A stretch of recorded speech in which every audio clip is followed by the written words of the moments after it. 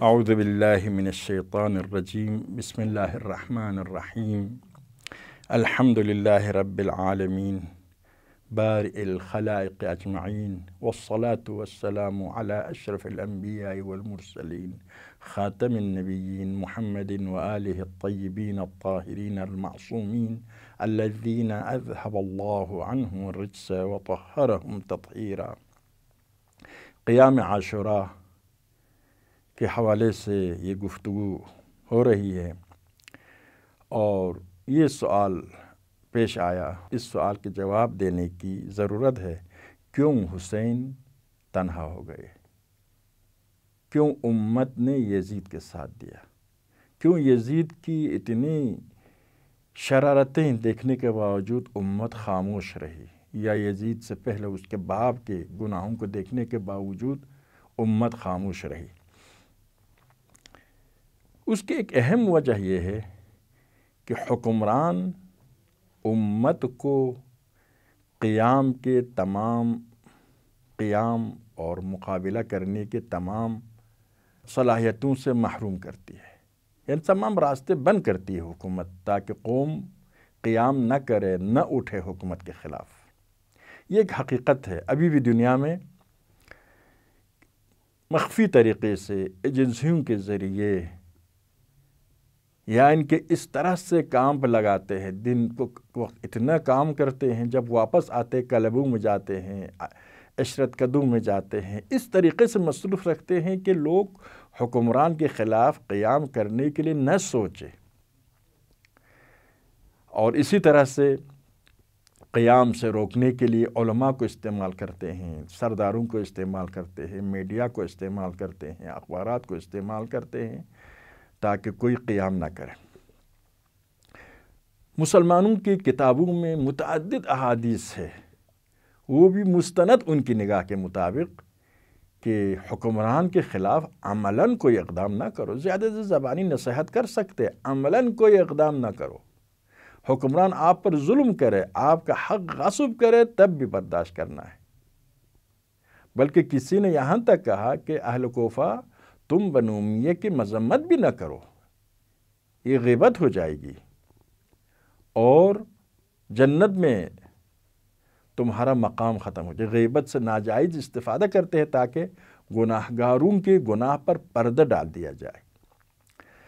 تو اس طرح کی روایتیں، احادیث بنائی گئی تاکہ کوئی قیام نہ کر سکے، قیام کرنے والا سنت رسول کے خلاف۔ اسی لیے ان لکھنے والے ملاؤں نے یہی لکھا کہ قتل الحسین بسیف جد، حسین اپنے نانا کی تلوار سے شہید ہو گئے، یعنی قیام کرنے سے منع کیا تھا رسول خدا نے، حسین نے قیام کیا تو حکم رسول کے مطابق حسین شہید ہو گئے۔ اس طرح کہتے تمہارا حکمران جتنا برا کیوں نہ ہو، اس کی اطاعت تم پر واجب ہے، تمہارا پیش نماز جتنا برا کیوں نہ ہو، اس کے پیچھے نماز پڑھنا واجب ہے۔ اس طریقے سے ایک مسلمان اس وقت اقدام کرے گا جب ثواب ملے۔ اگر جہنم جائے تو کیوں حکومت کے خلاف اقدام کرے؟ جان بھی چلی جائے گی، جہنم بھی جائے گا، دنیا سے بھی محروم، آخرت سے محروم، خسرت دارین ہو جائے گا۔ تو اس قسم کی روایت، وہ روایات جو حکمران کے خلاف قیام کرنے سے روکا، عرض کے عالم اسلام والوں کی مستند کتابوں میں یہ روایتیں ہیں۔ عالم اسلام سے پہلے مسیحی عیسائی علماء کی کتابوں میں عیناً یہی بات ہے کہ حکمران خدا کا سایہ ہے، اس کے خلاف قیام کرنا جائز نہیں ہے۔ عیسائیوں سے یہ نظریہ مسلمانوں کے درمیان آیا، اور بنو امیہ نے عرض کیا، سنت رسول پر پابندی لگائی اور اسرائیلیات کو آنے کی اجازت دی، اور آہستہ آہستہ اسرائیلیات کو نسبت دی گئی پیغمبر خدا کی طرف۔ یعنی بنو امیہ اپنی مفاد کے مطابق، بعد میں اپنے مفاد کے مطابق احادیث رسول بنائی گئی بنو امیہ کے دور میں، اور یا ان روایت کو اجازت دی جو ان کے خلافت کے لیے خطرناک نہ ہو۔ تو کیوں امت خاموش رہی؟ کیونکہ قیام کے راستوں کو بند کیا تھا۔ قیام کرنے والا دنیا میں مارا جائے گا، آخر میں جہنم جائے گا۔ یا روایات ہے جو مسلمانوں کی جماعت سے دور ہو جائے، وہ جاہلیت کا موت مرتا ہے، یعنی کافر ہو کر مرتا ہے۔ اب اس روایت کے مطابق کیا ہے؟ کوئی بھی وقت کے ظالم حکمران کے خلاف قیام کرے تو اس وقت پوری قوم تو نہیں اٹھتی ہے، اس وقت انگشت شمار لوگ اس کے ساتھ ہوتے ہیں۔ یعنی کوئی بھی مصلح، کوئی بھی انقلابی ظالم حکمران کے خلاف قیام کرے تو چند لوگ اس کے ساتھ ہوتے ہیں، اور ان احادیث کے مطابق، جماعت والی احادیث کے مطابق کیا ہو جائے گی، یہ لوگ جاہلیت کے موت مریں گے، تو کوئی مسلمان ان کے ساتھ نہیں دے گا۔ ان کے ساتھ دینے سے دنیا میں مارے جائیں گے، آخرت میں کافروں کے ساتھ محشور ہو جائیں گے۔ اس قسم کی جعلی روایات، یا روایات کو جعل نہیں کیا، روایات پیغمبر ہے لیکن اس میں تھوڑے سے کم و زیادہ کی۔ مثلا جماعت مسلمین سے جدا نہ ہو، جدا ہونے والا جاہلیت کا موت مرتا ہے۔ حدیث میں ہے کہ اہل حق وہ امام جس کی مخالفت نہیں کرنا ہے وہ امام برحق کا نام ہے۔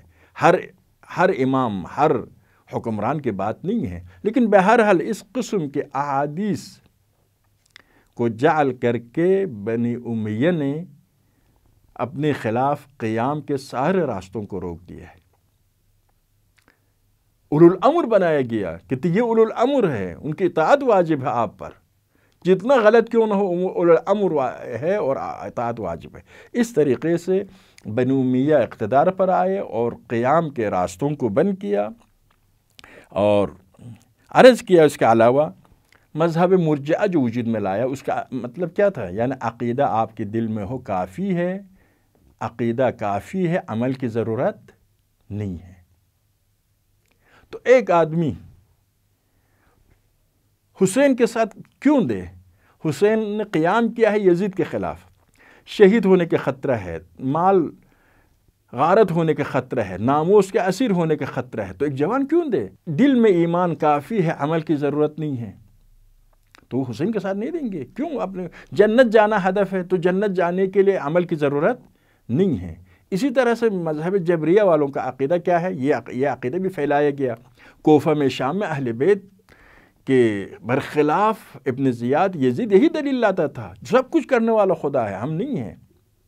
خدا نے کیا کہ ابن زیاد اپنے دربار میں جناب شہزادی سے اور جناب سید سجاد سے کہتا ہے خدا نے کیا کیا آپ کے ساتھ، دیکھا کیا کیا خدا نے آپ کے ساتھ؟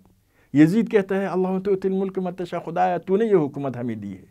تو سارے الزامات خدا پر لگاتا ہے کہ سب کرانے والا خدا ہے، ہم کچھ بھی نہیں ہے۔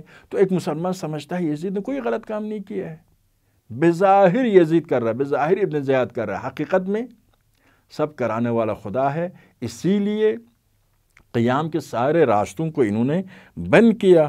ابھی یہ مسئلہ نہ صرف عام مسلمانوں کے درمیان قیام کے راستوں کو بند کیا، اہل بیت کے ماننے والوں کے درمیان بھی اس قسم کی باتیں، احادیث بنائی گئی۔ محققین کی تحقیق کے مطابق احادیث یا بنائی گئی ہے یا ان کے احادیث ان لوگوں کے بارے میں ہے، مثلا قیام امام زمانے سے پہلے قیام صحیح نہیں ہے، امام زمانے کے ظہور سے پہلے قیام صحیح نہیں ہے۔ ان احادیث میں 90% احادیث غیر معتبر ہے، اور جو احادیث معتبر اس کا مطلب یہ ہے کہ یہ لوگ جو ابھی قیام کر رہے ائمہ کے زمانے میں، ائمہ سے پوچھے بغیر، ائمہ کے اجازت کے بغیر قیام کر رہے، ائمہ کے منع کے باوجود قیام کر رہے ہیں۔ اسی لیے امام نے حضرت زید نے قیام کیا، اس کی تائید کی، فرمایا زید اگر اقتدار پر آتے، حکومت آل محمد میں جو اس مقام کے لائق ہو اس کو دیتا، خود قبضہ نہ کرتا۔ تو یہاں پر یعنی شیعوں کے درمیان بھی لوگوں کو خاموش کرنے کے لیے روایتیں بنائی گئی۔ مشہور وہ سدیر کی روایت میں ہے، تم اپنے گھر کے فرش کی طرح رہو، بے حرکت خاموش رہو قیام امام زمانہ تک۔ تو یہ حکمرانوں کی یہ سازشیں ہوتی ہے تاکہ امت کو خاموش۔ اب ایک آدمی کیوں اٹھے، شاہران کے ساتھ کیوں جنگ کرے؟ اگر مارا جائے جہنم جائے گا کیونکہ حکم امام کی خلاف ورزی کی ہے۔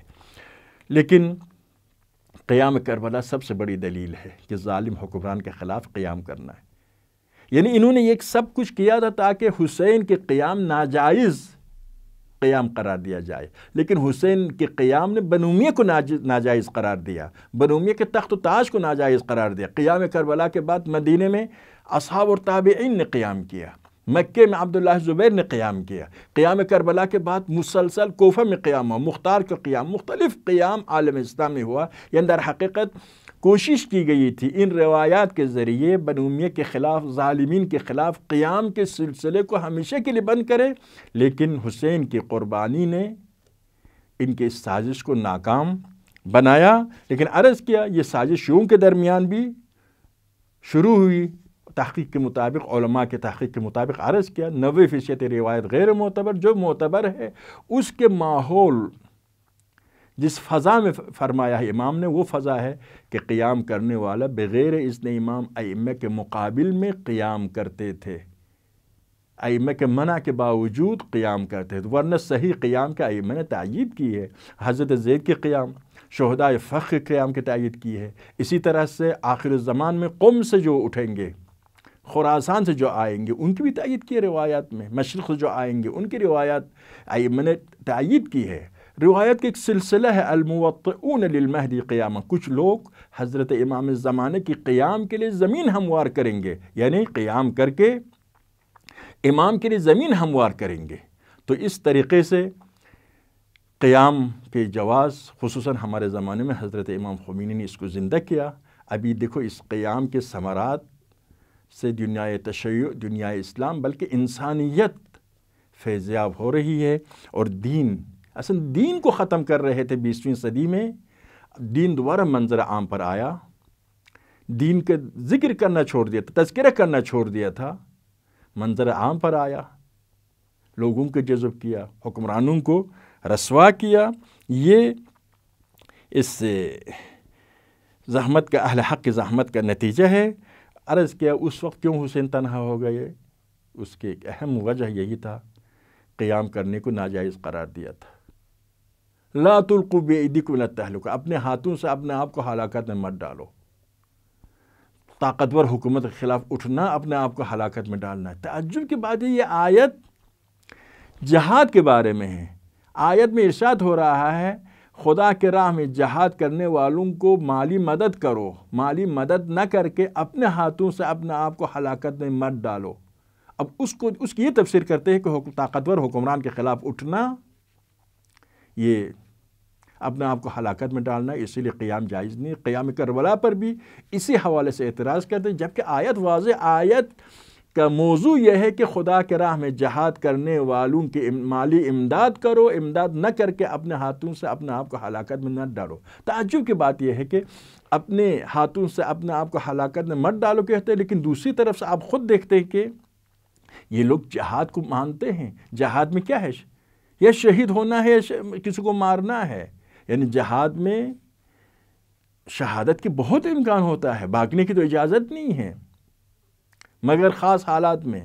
اسی طرح سے وہ لوگ جو تقیہ کو حرام سمجھتے ہیں، جان یقیناً خطرے میں ہو تقیہ کو حرام سمجھتے ہیں، وہ کس طرح سے کہہ سکتے ہیں یہی اگر جان خطرے میں ہو تقیہ حرام ہو تو کیا ہے؟ اپنے ہاتھ سے اپنے آپ کو ہلاکت میں ڈالنا ہے۔ اب وہاں پر یہ آیت ان کو نظر نہیں آتی ہے۔ قیام کربلا کے وقت یہ آیت نظر آتی ہے، جبکہ آیت کو آپ خود پڑھیے تو خود بخود پتہ چلے گا اس آیت کا تعلق خدا کی اطاعت، دین کی نگاہ میں، قرآن کی نگاہ میں جہاں ہلاکت کا نام آیا مراد یعنی جہنمی ہونے کے معنی ہے۔